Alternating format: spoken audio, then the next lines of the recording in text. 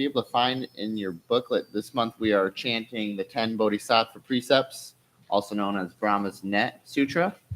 After we're finished chanting this, we will observe noble silence until after service. Thank you.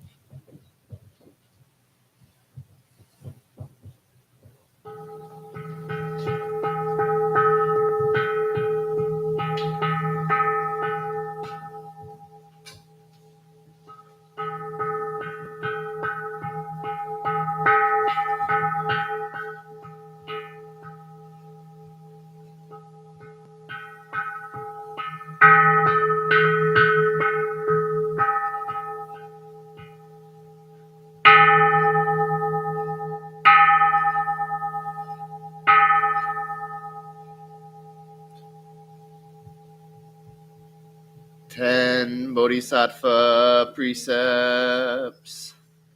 The first precept: do not harm but cherish all life. If you violate this precept, you will destroy your seed of compassion. Therefore, you will not be able to go forth on the Bodhisattva path. The second precept: do not take what is not given, but respect the things of others. If you violate this precept, you will destroy your seed of virtue. Therefore, you will not be able to go forth on the Bodhisattva path. The third precept: do not engage in sexual misconduct, but practice purity of mind and self-restraint. If you violate this precept, you will destroy your seed of purity. Therefore, you will be able to go forth on the Bodhisattva path. The fourth precept: do not lie, but speak the truth. If you violate this precept, you will destroy your seed of truth. Therefore, you will not be able to go forth on the Bodhisattva path.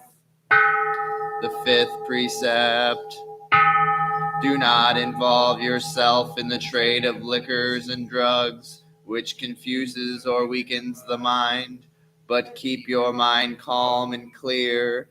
If you violate this precept, you will destroy your seed of wisdom. Therefore, you will not be able to go forth on the Bodhisattva path. The sixth precept: do not speak of the misdeeds of others, but try to understand them with sympathy. If you violate this precept, you will destroy your seed of friendship. Therefore, you will not be able to go forth on the Bodhisattva path. Seventh precept: do not praise yourself nor condemn others. If you violate this precept, you will destroy your seed of respect. Therefore, you will not be able to go forth on the Bodhisattva path. The eighth precept: do not withhold your aid, material or spiritual, but give freely of yours wherever there's need. If you violate this precept, you will destroy your seed of wealth and generosity. Therefore, you will not be able to go forth on the Bodhisattva path. The ninth precept: do not hold on to anger, but be forgiving. If you violate this precept, you will destroy your seed of happiness. Therefore, you will not be able to go forth on the Bodhisattva path. The 10th precept: do not disparage the Trinita, the Buddha, Dharma, and Sangha, but uphold them. If you violate this precept, you will destroy your seed of faith. Therefore, you will not be able to go forth on the Bodhisattva path.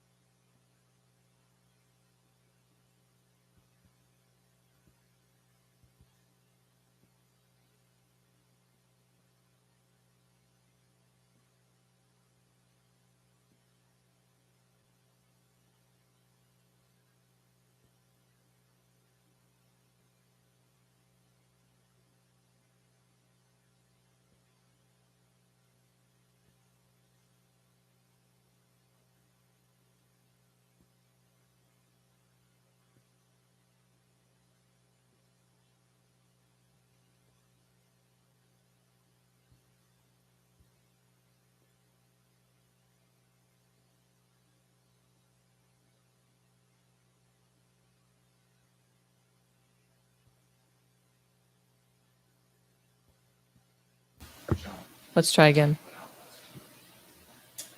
This one did.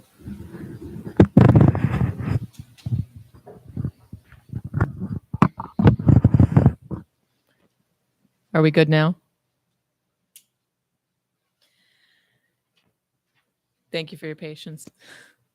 And together we say, in gratitude, we offer this incense throughout space and time to all Buddhas and Bodhisattvas. May it be fragrant as earth herself, reflecting careful efforts, wholehearted awareness, and the fruit of understanding slowly ripening. May we and all beings be companions of Buddhas and Bodhisattvas. May we awaken from forgetfulness and realize our true home.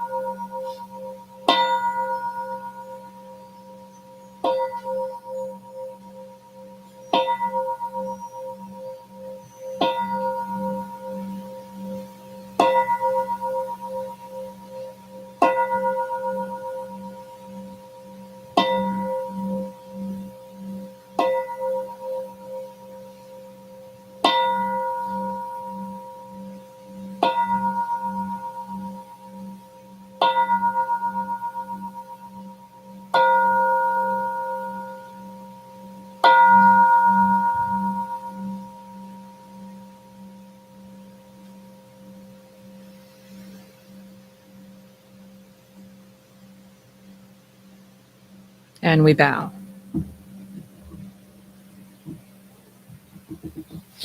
Good morning to everybody online, and good morning to everybody here. It's wonderful to see you all. I want to wish all of our mothers, grandmothers, godmothers, caretakers, mothers who are still on this existence and mothers who are not, motherless mothers, everyone, a wonderful Mother's Day.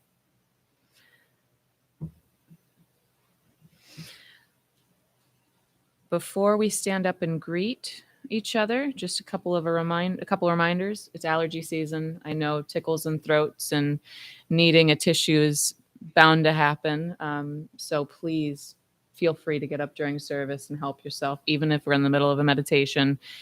It's not comfortable to have a runny nose or an itchy throat. So make your way downstairs and help yourself to a glass of water. I'm not sure if we have water at the sides right now, but please help yourself. When we are chanting today, just take a second, look around and see how many empty spaces we have for people who couldn't be here with us today, right? Or for those online whose voices we can't hear. When we are chanting, let's chant for them as well. Okay, so pick it up, bring all of our chants into our bodies and into the room today. So let's go ahead and stand up and silently greet one another.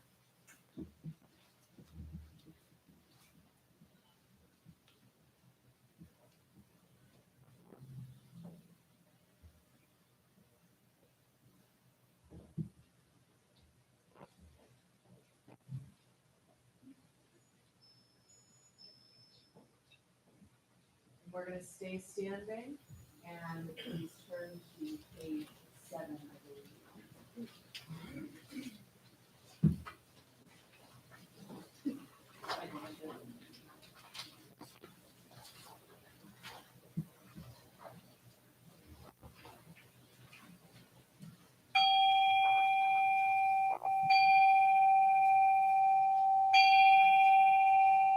I go for refuge to Buddha, my deeply awakened mind, the living source of understanding and compassion, which must be cultivated to be known fully.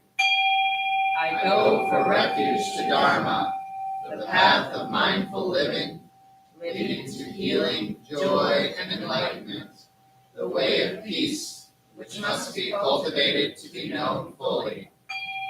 I go for refuge to the Sangha, the loving and supportive community of practice, realizing harmony, awareness, and liberation, which must be cultivated to be known fully. I am aware that the 3 jewels are within my heart. I vow to realize them. I vow to understand living beings and their suffering. I vow to cultivate loving kindness and compassion and to practice joy and equanimity. I vow to live simply and sanely, content with few possessions, and to keep my body healthy. I vow to let go of all worry and anxiety in order to be light and free. I am aware that I owe so much to my parents, teachers, friends, and all beings. I vow to be worthy of their trust, to practice wholeheartedly, so that understanding and compassion will flower, and I can help living beings be free from their suffering. May the Buddha, the Dharma, and the Sangha support my efforts. May the Buddha, the Dharma, and the Sangha support my efforts. May the Buddha, the Dharma, and the Sangha support my efforts.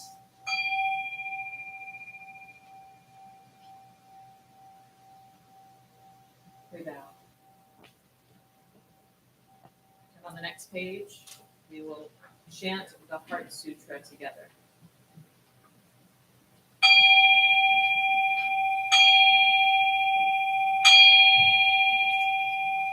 Dhamma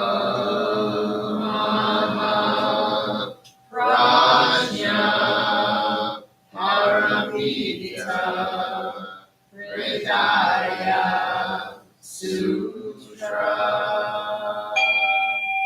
The Bodhisattva of great compassion from the deep practice of Prajna Paramita perceived the emptiness of all five skandhas and delivered all beings from their suffering. O Shariputra, form is no other than emptiness, emptiness no other than form. Form is emptiness, emptiness form. The same is true of feeling, thought, impulse, and consciousness. O Shariputra, all dharmas are emptied. They are not born nor annihilated. They are not defiled nor immaculate. They do not increase nor decrease. So in emptiness, no form, no feeling, no thought, no impulse, no consciousness. No eye, ear, nose, tongue, body, mind. No form, sound, smell, taste, touch, or objects of mind. No realm of sight. No realm of consciousness. No ignorance, nor extinction of ignorance. No old age and death, nor extinction of them. No suffering. No cause of suffering, no cease from suffering, no path to lead out of suffering, no knowledge, no attainment, no realization, for there is nothing to attain. The Bodhisattva holds on to nothing but Prajna Paramita. Therefore, the mind is clear of any delusive hindrance. Without hindrance, there is no fear. Away from all perverted views, one reaches final nirvana. All Buddhas of past, present, and future, through faith in Prajna Paramita, attain to the highest perfect enlightenment. Know then the Prajna Paramita is the great Dharani, the radiant fearless mantram, the utmost supreme mantram, which is capable of allaying all pain.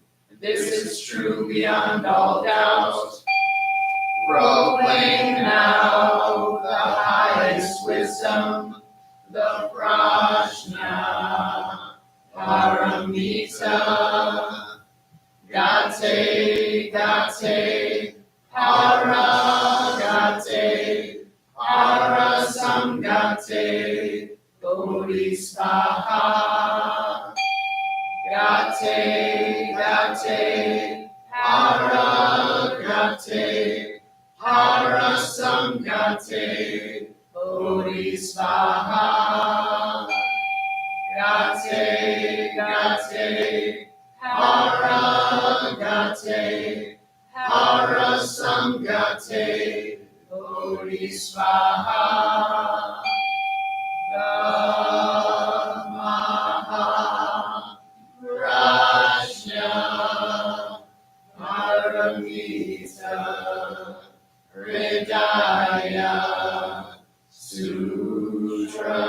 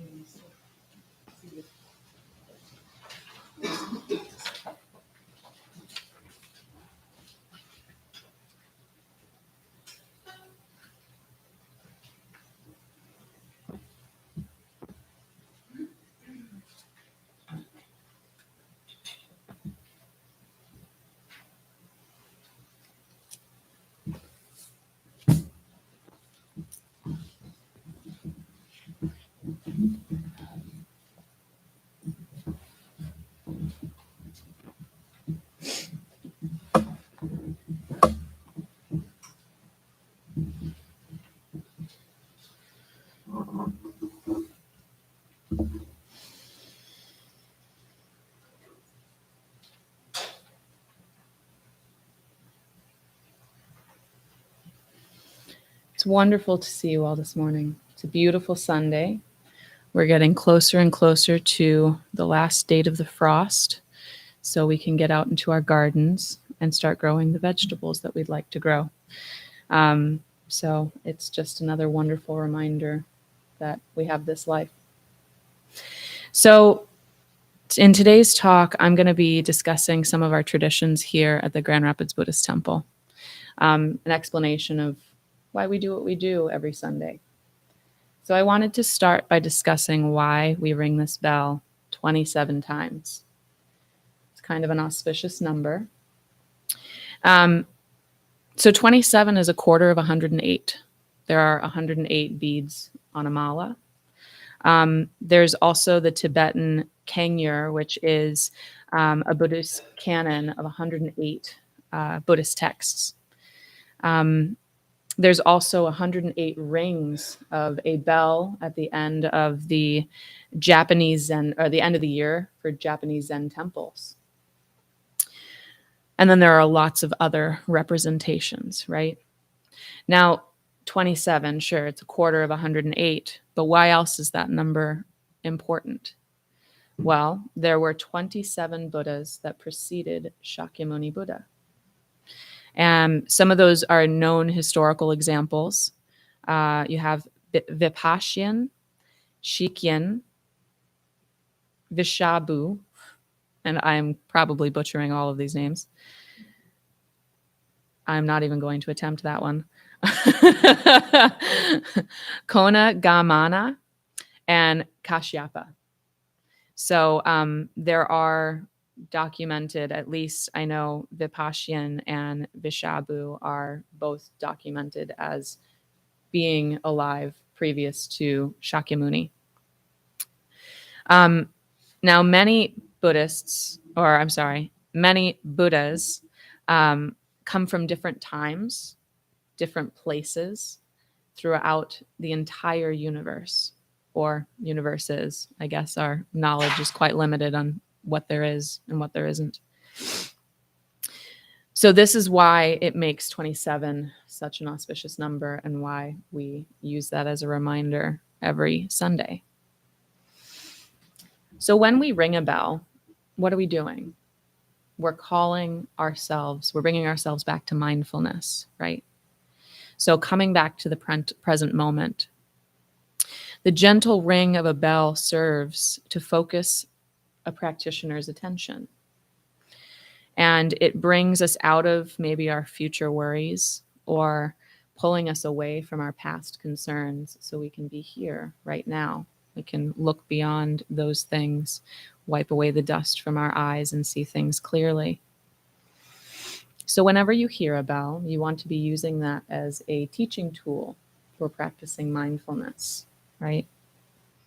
So in Plum Village, whenever they are performing a Dharma talk, I believe it's every 15 minutes, somebody rings a bell. They actually have someone sitting in the hall, and their job is to ring the bell every 15 minutes as a call to mindfulness. So I probably won't do every 15 minutes because we have such a short amount of time, but you may hear the bell a couple of times throughout this talk. Keep practicing coming back to mindfulness. So the sound of a bell generates truth and wisdom, and it is used as a reminder that we are all a part of something beyond this illusion of self. Apart from a bell, you may also use the sound of a bird in the morning. Or maybe it's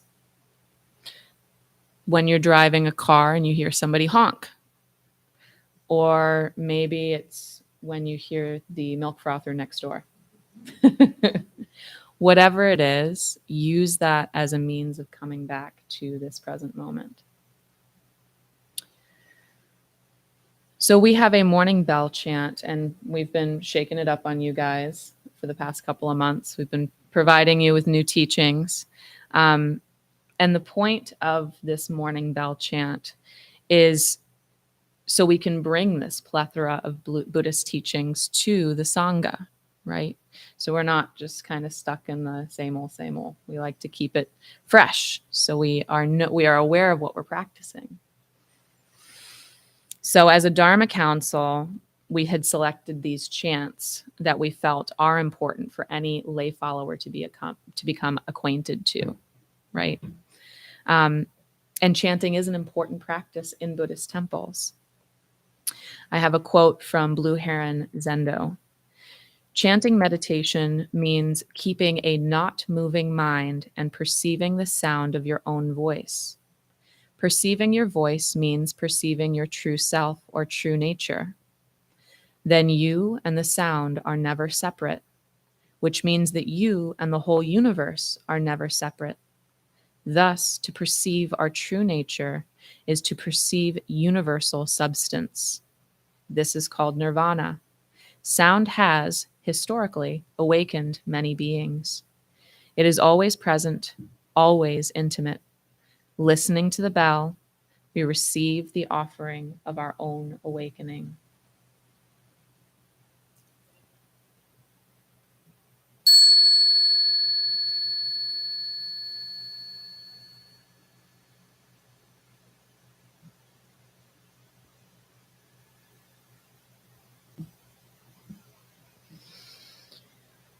So our chants, we've developed this bell chant schedule, and this traditional bell chant that has been practiced here for many, many years, which is also known as the Great Bell Chant.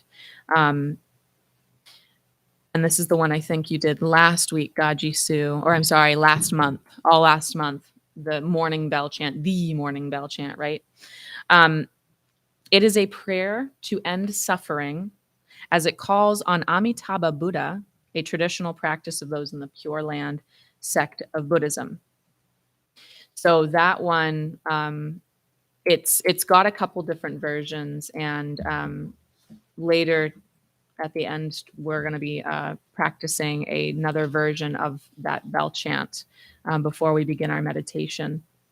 So another chant that we've done earlier this year is Lojong. And Lojong is characterized as a method for transforming our minds by turning away from self-centeredness and cultivating instead the mental habits that generate bodhicitta. And bodhicitta is heart-mind. And bodhicitta is also the awakened mind that puts itself, or mind that puts the benefit of others above all else. We also had the opportunity to chant the Invocation of the Bodhisattvas. And this serves as an inspiration for us to cultivate bodhicitta, and as a reminder that there are still beings generously working for our enlightenment, as many of us are doing for each other. So the one that we are doing this month is the 10 Bodhisattva Precepts. And those are the vows that we take as bodhisattvas to serve all beings. They are a reminder of things to keep us on the path, to keep us honest, as my dad would say. The 5 mindfulness trainings, those bring insight and enlightenment, and a reminder that our time in this manifestation is limited. So strive to realize enlightenment for all. So in our books, we also have recitations. We have the 3 refuges, the Heart Sutras, and we have gathas that we chant at the end of our service. The 3 refuges has lots of meanings, right? But to take refuge has 2 meanings. Number 1, to come back to and to lean into during times of need. So we take refuge in 3 places: the Buddha, the Dharma, and the Sangha. The Buddha, our teacher; the Dharma, the teachings of the Buddha that can guide us towards enlightenment; and the Sangha, which is our community that is devoted to the practice, the ones that hold our hands in the times of need and the ones that support us in this practice. So the Heart Sutra is this is our temple's foundational sutra, and it contains everything you'd need to know in order to wake up. It is like a miniature guide of all the things that you might need to know in order to see through your suffering. Then we have our gathas, and there are 3 gathas that we chant. We have the gatha of atonement, the robe gatha, and the 4 bodhisattva vows. The gatha of atonement is an ode to accountability. We recognize the necessary responsibility to follow the Buddhist teachings. So naturally, since we aren't enlightened yet, we will make mistakes. And I use this vow whenever I'm frustrated, upset, angry, trying not to yell at my 2-year-old. Always, this is when I pull out. So there's times she'll come up and I'll be sitting on my meditation mat and I'll be saying, for all unskillful action ever committed by me, sense of, and I'm going on, and she'll just kind of look at me, and then she'll sit next to me on the mat, and I'm like, this is not what I need right now, but it is what I need right now. And so it's incredibly helpful and enlightening to have that one memorized and to keep with you wherever you go. So the robe gatha, the robe or the kesa, represents the precepts and our innate Buddha nature. No matter who wears the robe, laity, monk, or nun, there is no discrimination. Anyone who bears the robe of the Buddha vows to follow the path and save all sentient beings. Then we have the 4 bodhisattva vows, and those are also known as the great vows. These are vows that we take as bodhisattvas to achieve a level of Buddhahood for the benefit of all beings. These vows are expansive and they don't know any boundaries. So as practitioners, we vow to stretch ourselves to meet this, always striving with energy and persistence through thick and thin. But we're all human and you have to be gentle with yourselves. It's okay. We make mistakes. That's why we keep coming back to those vows every Sunday. So we also have an incense offering that we present at the beginning of our service. And sometimes I've heard folks come in and ask, why do we use incense? And that got me thinking as to why do we practice with an incense offering as well, right? So if we're going as far as lighting the incense, we're going as far as reciting an offering, why do we do it? So offering incense to the Buddhas is a way of veneration, right? I've heard that it's meant to invoke the scent of Buddha's divinity, right? So if you think of all those 27 Buddhas, that incense, that smell is meant to invoke that, right? I've also, I think there was in one of, I want to say it might be the Lotus Sutra, when the Buddha is talking to another being and they say, why do you teach suffering in order to help people become enlightened? And where we come from in our place, we practice by teaching through scent, right? Through lovely smells. And the Buddha says, well, I'd love to teach that way. I'd love to bring enlightenment to people through merely smelling something beautiful, but humans aren't ready for those kinds of lessons yet. We have to learn through the hard way. So burning incense works as a sensory way to sanctify the space and offer behaviors with mindfulness and awareness. So something else that we practice a lot, and sometimes I think practitioners are kind of wondering, when do we do this? Why do we do this? And why do we do so many? It's bowing or prostrations. Prostrations we don't get to see so much as a sangha. We mostly use those in our personal practice or in the precepts class or the bodhisattvas class. But bowing or prostrations help to train ourselves to remove our selfish behaviors, pride, and egoistic tendencies. In in Asian cultures, there's always, you bow deeper than the person that you may consider above you, like a boss, for example. At meetings, if you are bowing to your boss, you bow lower than your boss. In traditions of Chinese emperor, I mean, you're almost flat on the floor, all five, forehead to the floor. So you are at the lowest underneath the emperor, right?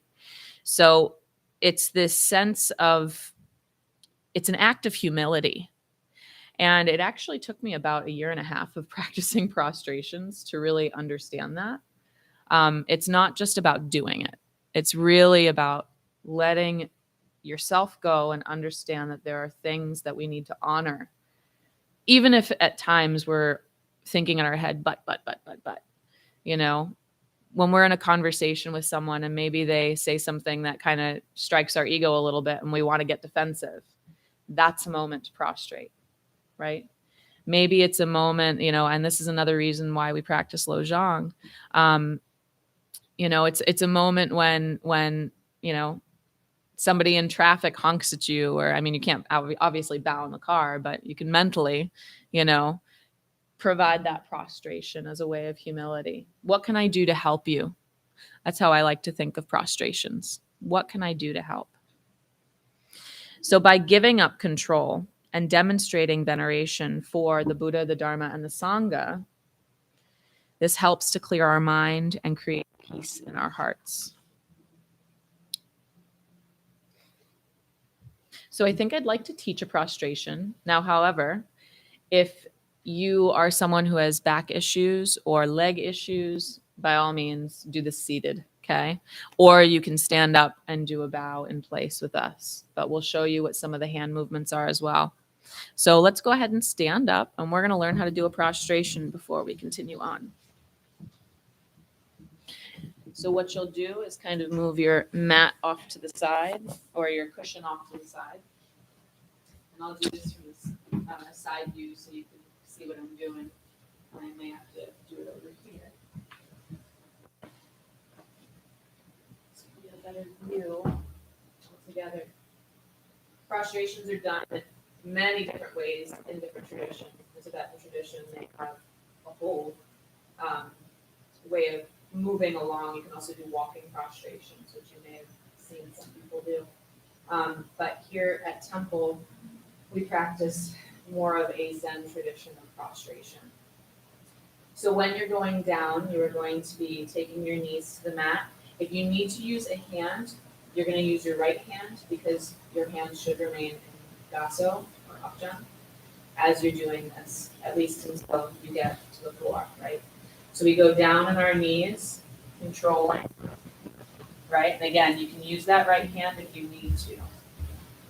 Ankles going down flat, going all the way down so the hands, back of the hands are on the mat, and the forehead touches the mat. From here, you're going to raise your hands up to about ear level, okay? And then back down, and then bringing your forehead and your hands up at the same time. I always put my hand here because I got knee issues.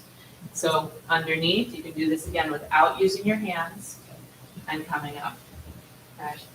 And just to give a little bit of detail there, when we are down here and we raise our hands up, we keep them above our ear level, and you want to keep your hands flat as you are raising. I was taught that it's as if you are raising the Buddhist feet, raising the teachings of the Buddhas up above, and you don't want to let them slide off, right? So very mindful of the way that you move your hands and going through the prostration. In your home practice, it's good to practice. I'd start with 3. Buddha, Dharma, Sangha, 3 jewels.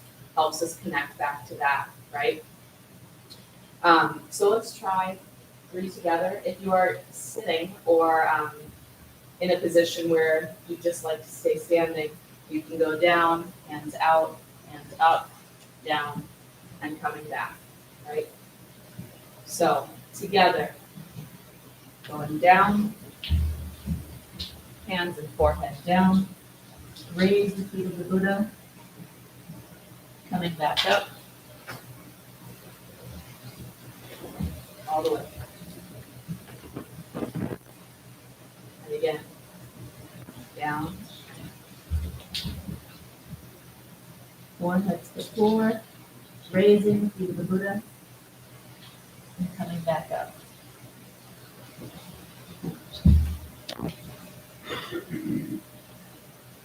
And one more, down. Raising through the Buddha, and coming back up. And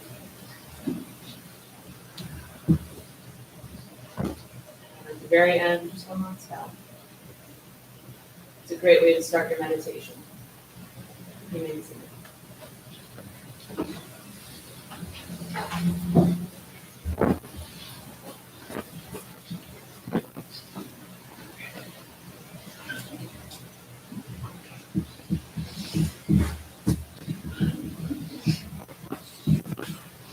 Thank you for your willingness to do that. The option is always just not doing it. So I'm going to talk about our Buddhist holidays. At our temple, we celebrate 4 Buddhist holidays. One we recently celebrated was the Buddha's birthday last week. And in Korea, since Buddhist birthday is a national holiday, they celebrate during the Lotus Lantern Festival, where paper lanterns are made and put on display throughout all of the cities and towns. And we celebrate this day to commemorate the birth of Prince Siddhartha Gautama, who went on to bringing us the teachings of the Buddha, right? And if you've had the chance to, John Ball Zoo has a lantern festival going on right now. Really neat, super cool. I have a friend of mine who does the taiko drumming on the Saturdays. So it's kind of neat. So they've got taiko drumming happening on the Saturdays as well. I don't know if it's still going on, but that's a really neat one that they brought. So we also celebrate Buddha's parinirvana. And this is the day that the Buddha's physical body passed away from this earth, right? Or remanifested into worm food. So this is to celebrate his release from samsara, something that we all strive for as practitioners. And it also serves as a compassionate reminder that we too have this ability inside of us. Another holiday we celebrate later in the year is Ulambana Day, which is the Day of Hungry Ghosts. And this holiday serves as a day to offer prayers to those caught in the hell realms. This is a day we dedicate our merit, just as the Bodhisattva Kshitigarbha does, as a means of saving all sentient beings. This day also serves as a call to awareness of our own attachments and contemplation on how to release them. Bodhi Day, I believe is celebrated in December, is Buddha's Enlightenment Day. We celebrate the day the Buddha sat down under the Bodhi tree and attained enlightenment. In his inner battle with Mara, he was able to overcome his attachments and aversions and realize liberation.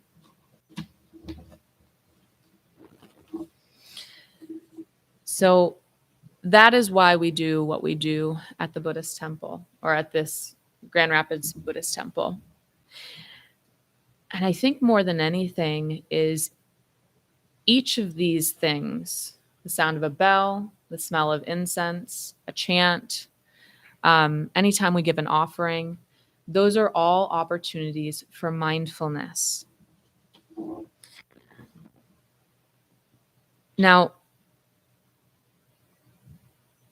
mindfulness can come up in many ways.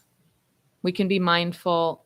It's always with us. There's never a moment of our life where we don't have the opportunity to realize mindfulness, right? This is why we practice meditation. This is why we do what we do. This is why the Buddha gave us these teachings. And there's 2 quotes that I'd like to leave you with before we begin our contemplation meditation. And they're both from the Buddha. The first one is, meditation brings wisdom. Lack of meditation leaves ignorance. And the second one is, Nothing can harm you as much as your own unguarded thoughts.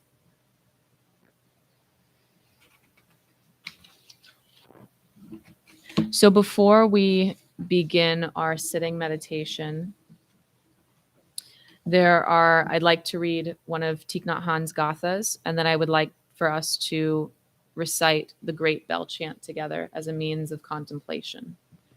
So the first gatha, or the gatha I'd like to share with you, something that you can use at the beginning of a sitting. And I apologize, I didn't print this part out. I really should have.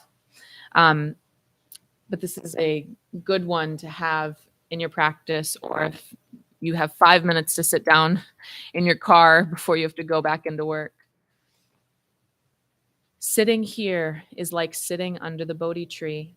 My body is mindfulness itself, entirely free from distraction. I'll say that one more time. Sitting here is like sitting under the Bodhi tree. My body is mindfulness itself, entirely free from distraction.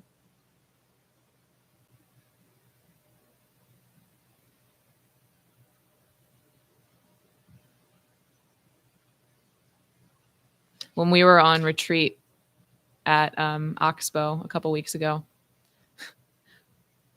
one of the practitioners shared that as they were sitting down in the meditation space, there were these geese outside. And you could hear them playing tag pretty much the entire time we were there.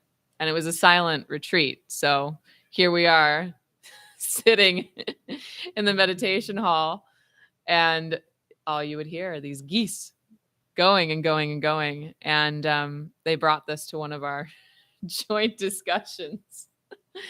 And we all had a moment to laugh about it. So when you are experiencing moments where there are geese in the back of your mind, maybe it's a whole gaggle, maybe it's just one, but just like those thoughts that are constantly sitting in the back of your head, the ones that come up during your meditation, the ones that are, pay attention to me, pay attention to me, treat them like the geese. Recognize them, do your best to appreciate them, and then let them go. So we are going to chant the Great Bell Chant, and this is going to be a source of your contemplation as we meditate.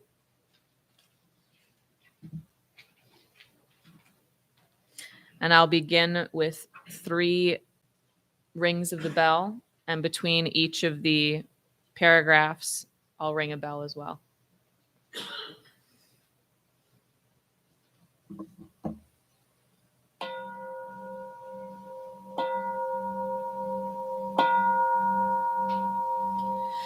And together we say, may the sound of this bell penetrate deep into the cosmos.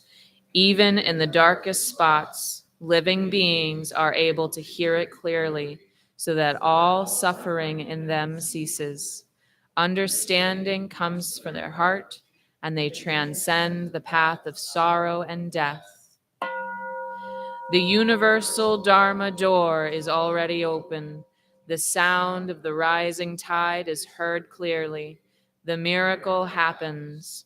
A beautiful child appears in the heart of the lotus flower.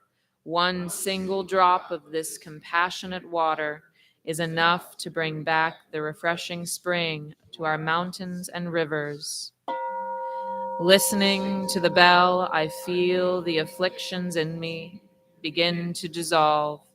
My mind calm, my body relaxed. A smile is born on my lips. Following the sound of the bell, my breath brings me back to the safe island of mindfulness. In the garden of my heart, the flowers of peace bloom peacefully.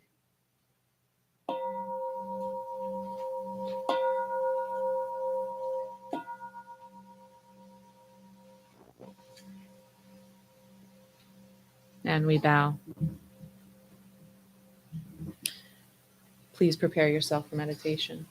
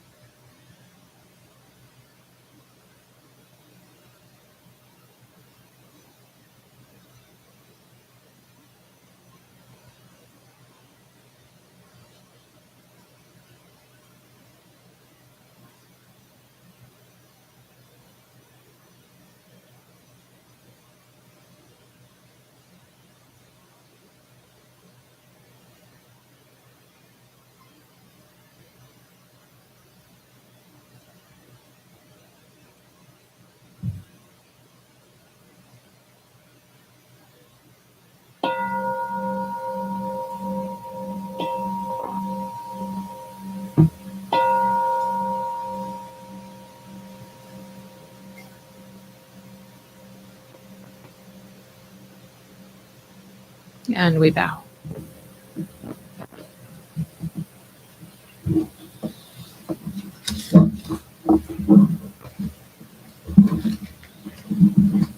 Announcements?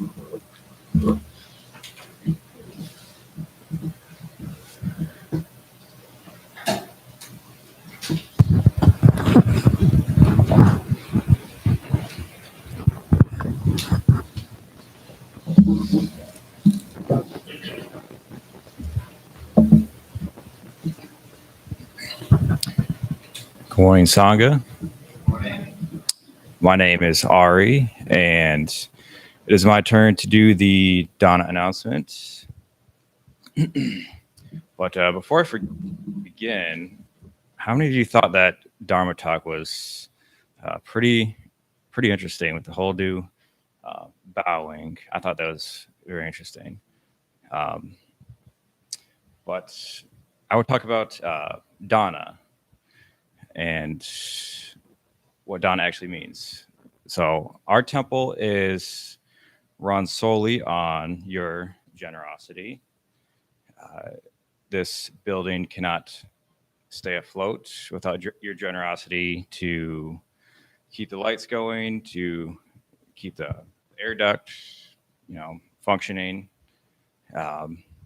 So if you would like to make a donation, there are 2 Dana boxes on each end of the Dana hall.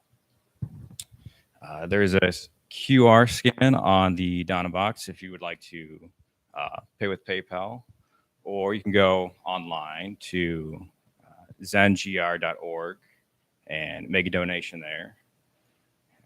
And yeah, I think that's it.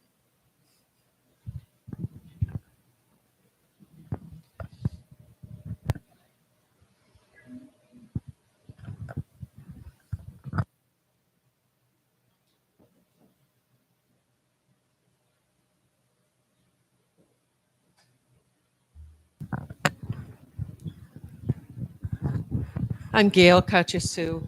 I am part of the Temple Auxiliary.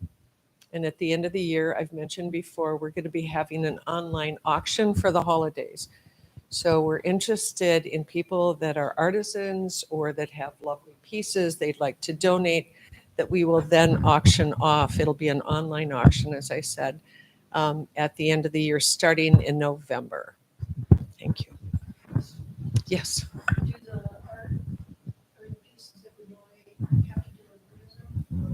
Yes, yes. I mean, talk to us, talk to the committee. Yes, I mean, that's a broad question, but I'd say in general, yes, yes. And the question was, does the art have to relate to Buddhism? Or practice?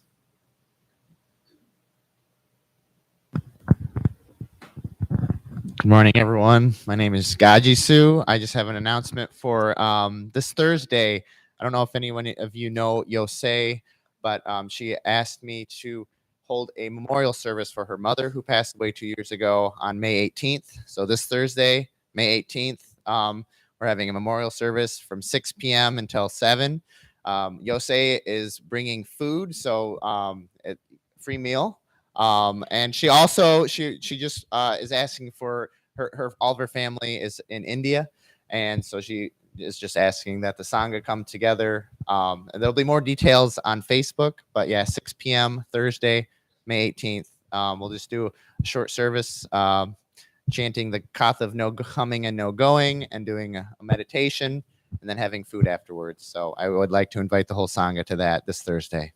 Thank you.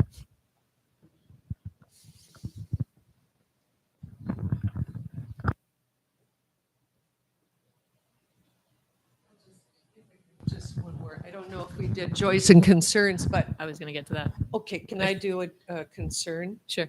Okay.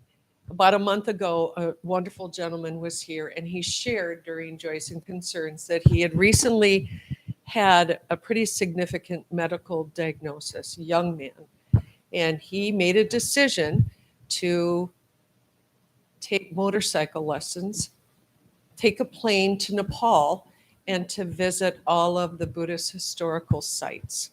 And so he's doing that now, and he asks that every Sunday we remember him. And he gave me permission to use his name, and it's Brad.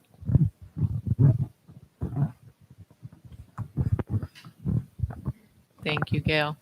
Before we get to joys and concerns, I realize I'm doing things a little backwards today. I'm going to finish the announcements. We have our Grand Rapids Buddhist Board meeting on the third Sunday of each month. It's right after service. You're welcome to join that. I believe the next one is next Sunday. Next Sunday. We have Buddhist-based recovering meetings Mondays at the temple or join via Zoom, Wednesdays at the Alano Club, and Fridays at the temple or join via Zoom. We also have an online meditation group that meets every Wednesday, and that is from 7:30 to 8:15 p.m. And that's via Zoom. You can contact Reverend Kunga for more information. And I'd like to open up the floor for joys and concerns.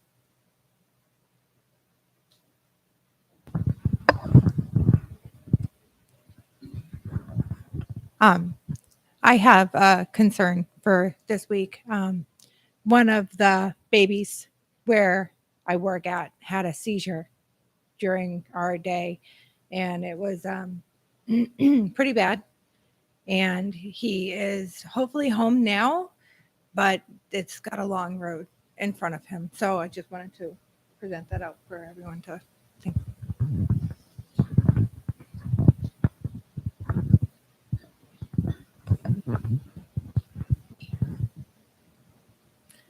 I would like to share a concern. So recently, we had the opportunity to connect with a cousin of mine who we haven't spoken to in quite some time. Family drama and all that, you know. And she's been the caretaker for my aunt, who I spent some of my childhood growing up with in Los Angeles. And we came to learn that she has severe stage Lewy body dementia. And she's quite far gone now, but we're going to visit her in June to see her and have that opportunity to spend a little bit of time with her before she passes. She hasn't had any family visit her in quite some time, so we're grateful to have the opportunity. But I'm definitely learning a lot about this type of dementia that isn't often talked about. So keep her in your thoughts.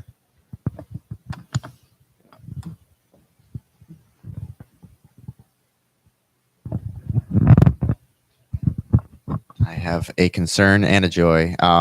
It's a running concern. I am still waiting on my background check, so I haven't been able to start my job. But on the joy side of that, I found a temp job. I'm starting on Monday, so hopefully things will work. But I guess the court system is expunging records right now, and it's all backed up, so it's causing a whole mess of things. So I'm not the only one affected. So, but yeah, that's ongoing.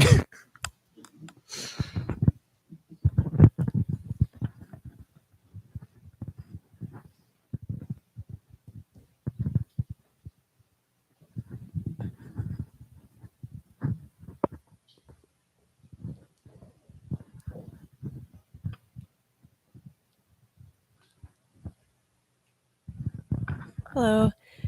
I just have an ongoing legal situation that I have a meeting with this week. So I'm a little nervous about it, but the joy is that I know everything is going to be okay.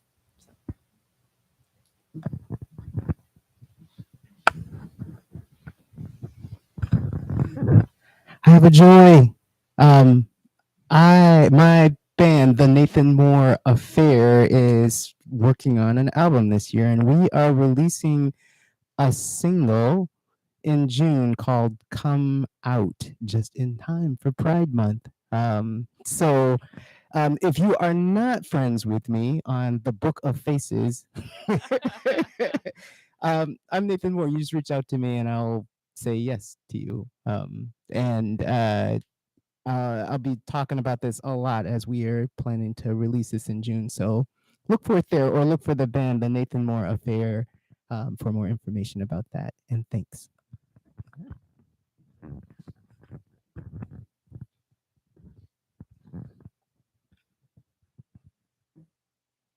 And with that, we'll take a moment of silence to celebrate our fellow Sangha members and to hold space for those who need it.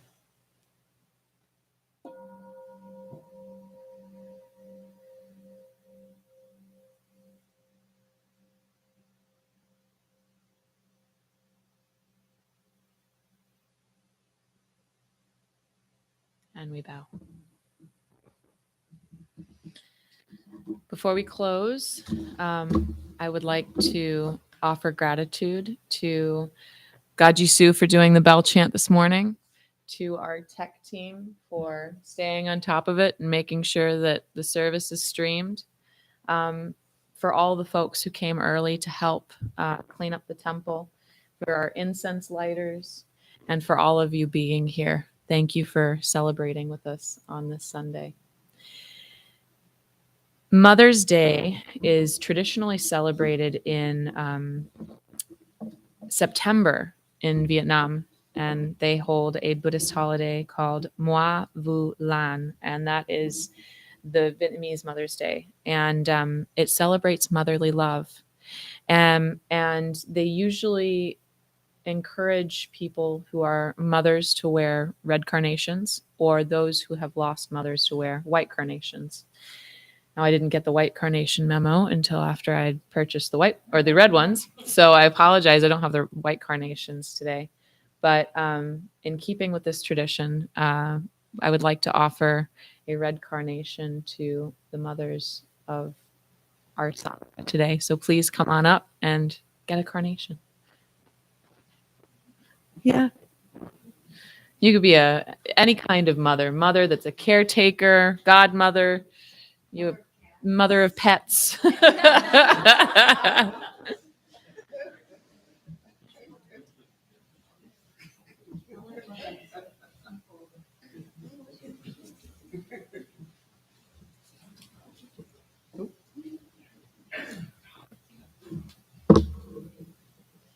Thank you.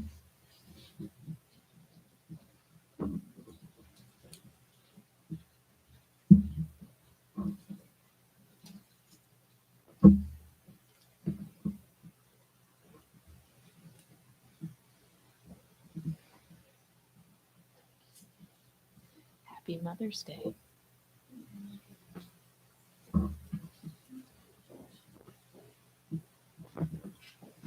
So happy Mother's Day. And if you would like to take a flower to your mother or to a loved one, please feel free to come on up here and grab one after service.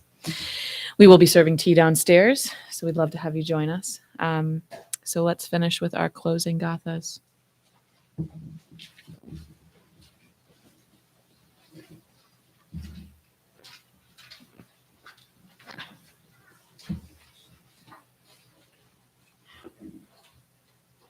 And together we say, for all unskillful actions ever committed by me since of old, on account of my beginningless greed, anger, and ignorance, born of my body, mouth, and thoughts, now I atone for them all. Vast is the pool of compassion, a formless field of benefaction. I wear the Buddhist teachings for the benefit of all sentient beings. All beings, one body, I vow to liberate. Endless blind passion, I vow to uproot. Dharma gates without number, I vow to penetrate. The great way of Buddha, I vow to attain. If you're on this side, face this side, and we bow. End of service announcement. If you can just straighten up your cushions, place your mats or place your cushions in the center, make sure the tag stays in the back, straighten up the mat itself. And then for those who are collecting the booklet, you are welcome to keep the great bell chant if you find that would be useful in your own practice. Thank you, everyone, and happy Mother's Day.